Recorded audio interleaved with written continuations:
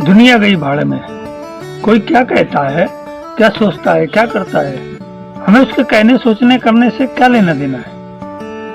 अपना एक्सरे खुद करो और पता तो करो कि तुम्हें रोग क्या है। जब तक आप अपना एक्सरे नहीं करेंगे तो आपको नहीं पता चल पाएगा कि आपको रोग कौन सा है। जब पूरा संसार आविष्कार, विज्ञान और विकास की तो उन्नति की तो बात छोड़ो, जब वो खाना पीना पहना, उठना बैठना और बोलना तक नहीं जानता था, उस समय हमने धरती का सीना चीर करके प्राण से पाताल गंगा प्रकट कर दी। हम वही हैं जिन्होंने दुनिया को शून्य का ज्ञान दिया और जिस शून्य की बदौलत योग, विज्ञान, गणित और हमारे जीवन का बहुआयामी व्यक्तित्व का विकास हुआ। आज आप कुछ भी विचार करते रहिए, ये आपका दिमाग है, आप क्या विचार करते हैं। परंतु जब लोगों को सभ्यता का ज्ञान नहीं था, लोगों को अपने जीवन के व्यवहार का सही उचित ज्ञान नहीं था, उस समय हमने धरती की कोख से, उस मिट्टी से सोना, चांदी, कांसा, तांबा, पीतल, एल्यूमिनियम जैसी बहुमूल्य धातुओं की खोज की, हीरों की खोज की और हजारों वर्ष पूर्व हमने उनसे विभिन्न प्रकार के बर्तन, दैनिक उपयोग की वस्तुएं, हथियार जैसी चीजें बना करके पूरे विश्व को दिया। आज लोग विज्ञान की बात करते हैं, उन्नति की बात करते हैं, तो देखो तो सही पीछे मुड़ करके कि हमने क्या दुनिया को दिया है। दुनिया ने हमसे सीखा है भवन निर्माण कला।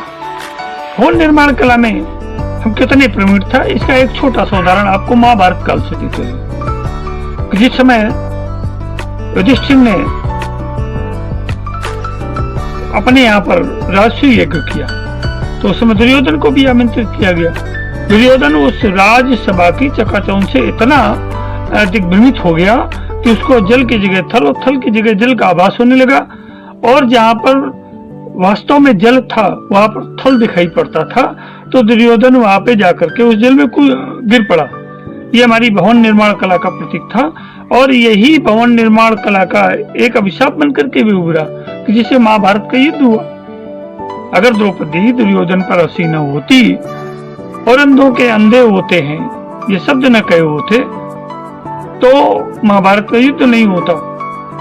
तो आप सोचिए कि भवन निर्माण कला हम आज से हजारों वर्ष पूर्व कितने विकसित युग में थे।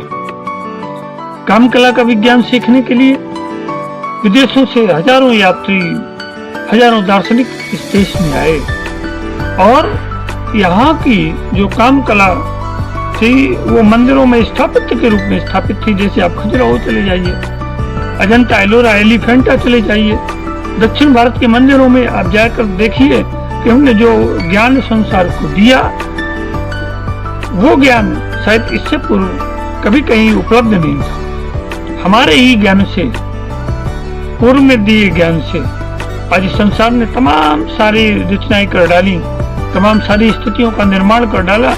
दुनिया के सर्वाधिक प्राचीन ग्रंथ वेद भारत में है। इन वेदों से हमने पाक कला, युद्ध कला, शस्त्र कला, शास्त्र कला, काम कला, साहित्य, संस्कृत, दुनिया के दर्शन, जीवन का जितना भी व्यक्तित्व के विकास का या सर्वांगीण विकास का जो भी मंत्र था वो वेदों से निकला। और वेदों का यह स्वर पहले तो में कहा जाता अरे ये सनातन धर्मी, ये पोंगापंथी है, परंतु आज इन्हीं वेदों पर ऑक्सफोर्ड, हार्वर्ड और कैलिफोर्निया यूनिवर्सिटी जैसे विश्वविद्यालयों में शोध का विषय है हमारे ग्रंथ। इन्हीं वेदों से निकले हुए वाक्य, सूत्र आज दुनिया में वैज्ञानिकों के लिए एक रहस्य का विषय बने हुए हैं और एक एक सूत्र पर हजार लोग अनुसंधान कर रहे हैं और प्रामाणिक रूप से ये दिन पर दिन सिद्ध होता चला जा रहा है कि हमारे वेद, हमारा प्राग ऐतिहासिक काल जो था वास्तव में विज्ञान सम्मत था। दुनिया को हमने जो कुछ भी दिया है, हम विश्वगुरु ऐसे ही नहीं कहलाए। हमने दुनिया को खाने पीने से लेकर के उड़ने, बैठने, बोलने, समझने, चाहे वो पाक कला का विषय हो, चाहे युद्ध कला का विषय हो, चाहे काम कला का विषय हो, चाहे अध्ययन का विषय हो, चाहे अध्यापन का विषय हो, शस्त्र का विषय हो, शास्त्र का विषय हो, सारे विषयों में, नीति में, चाहे वो किसी भी प्रकार की नीति हो, सारा का सारा ज्ञान हमने पूरे विश्व को दिया, तभी तो हम जगत विश्व गुरु कहलाए।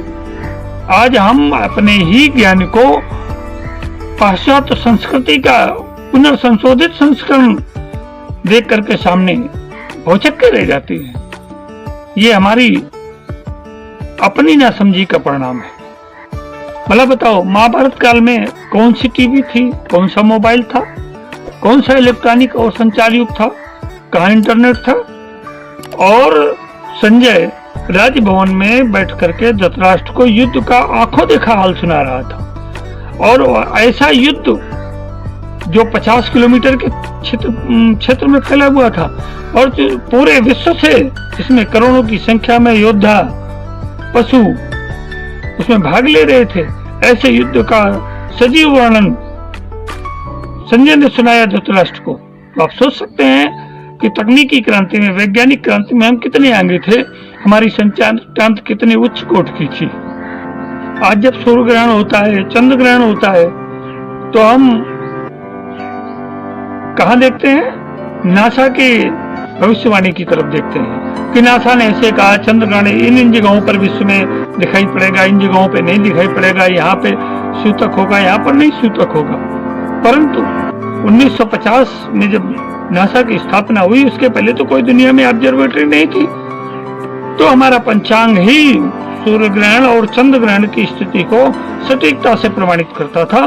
और ये क्रम महाराज युधिष्ठिर के समय से हजारों वर्ष, 5000 वर्ष से पूर्व समय से भी चला आ रहा है कि हमने सटीकता से सूर्य ग्रहण हो, चंद्र ग्रहण हो, किसी ग्रहों की स्थिति हो, पृथ्वी अपनी धुरी पर घूमती है, पृथ्वी सूर्य की परिक्रमा करती है, पृथ्वी ग्रह है और सूर्य इसका केंद्र है, ये हमने खगोल शास्त्र के विषय में, ज्योतिष शास्त्र के विषय में, भूगोल के विषय में हमने हजारों वर्ष पूर्व जो ज्ञान दे दिया था, उस ज्ञान को अब विज्ञान प्रमाणित करके लोगों के सामने नए सिरे से परोस रहा है। मित्रों, हमारा शरीर ये डिवाइस है। जैसे आप मोबाइल डिवाइस में कोई भी मैसेज हो, कोई भी फिगर हो, तो अगर आपको उसको डिलीट नहीं करेंगे तो उसका रैम खाली नहीं होगा मोबाइल का, और रैम भर जाएगा तो आप मोबाइल पे आगे काम नहीं कर सकते, तो पहले उसको डिलीट करना पड़ेगा। तो ये हमारा शरीर डिवाइस है।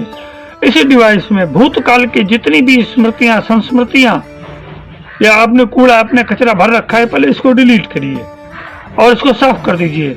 अपनी रैम को बिल्कुल साफ कर लीजिए।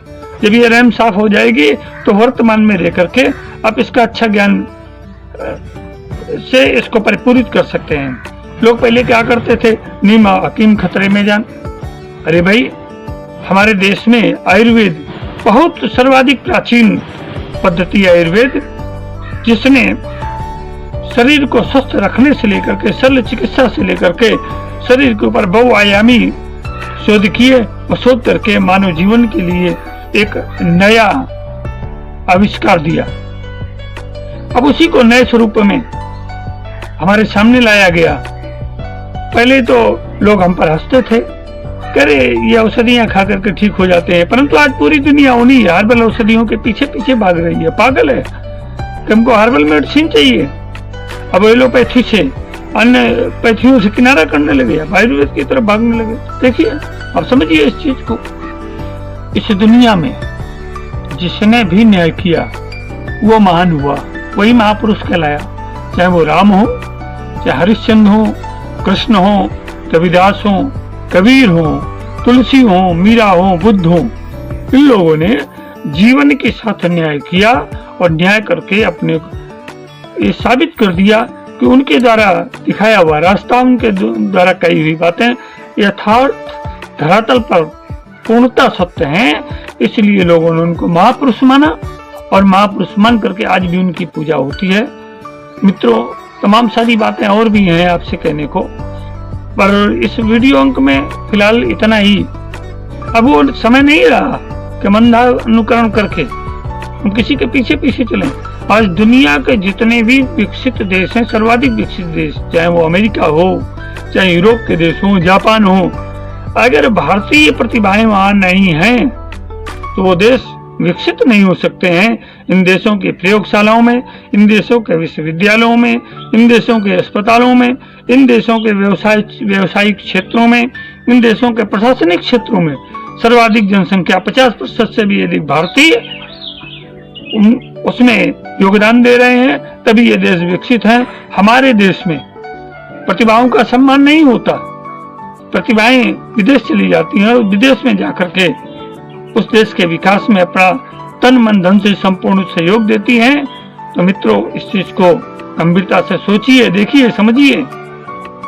हमारी बात अगर आपको अच्छी लगे तो इसको लाइक, शेयर, सब्सक्राइब और कमेंट अवश्य करें। नमस्कार, मिलते हैं आपसे अगले अंक में तमाम और ढेर सारी जानकारियों के साथ।